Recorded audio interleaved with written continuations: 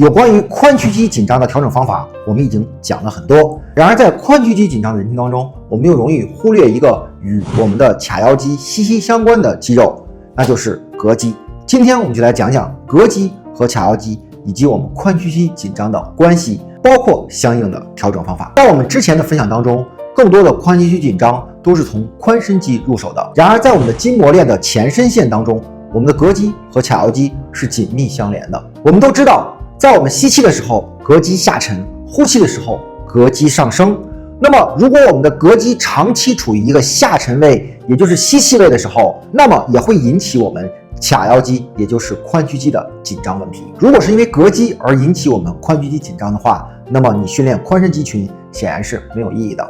那么我们就得从呼吸入手去解决膈肌的下沉问题，进而解决髋屈肌的紧张问题。当我们长期处于吸气位，也就是膈肌下沉位的时候，我们的髂腰肌也会紧张，进而我们的骨盆也会产生骨盆前倾的情况。这恰恰就是我们骨盆前倾所呈现出的一个体态状况。那么要想解决这个问题的话，此时就需要我们的膈肌回到上升位，或者具备上升的能力，同时让我们的骨盆慢慢的后倾，我们的身体也能回到更中立的状态。基于以上的分析，今天就给大家带来一个非常简单的呼吸练习方法，来解决你膈肌下沉而引起的髋屈肌紧张问题。话不多说，我们请看视频。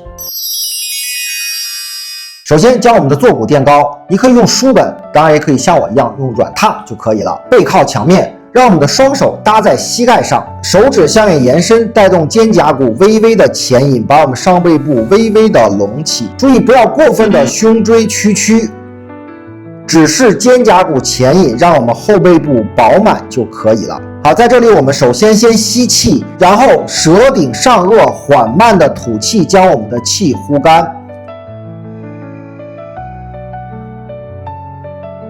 此时你会感觉到你的侧腰有收紧的感觉。当你把气呼干的时候，我们屏息，可以尝试再吐一口，然后屏息4到5秒，再缓慢的吸气，吸到后背。注意吸气的时候不要引起你上斜方肌的启动，只是把气吸到后背就可以了。鼻吸，口呼，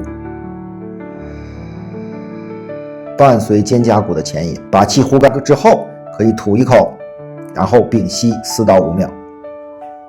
在这里我们可以做10个呼吸，2到3组即可。好了，以上就是我们今天的分享。如果你尝试了之前的髋屈肌紧张的训练，感觉收效甚微的话，那么你的髋屈肌紧张问题就有可能和膈肌相关。也可以尝试上述练习去练习一下，也许对你髋屈肌的紧张问题会大有改善的。关注老王，做深度思考的赢者，我们下期再见。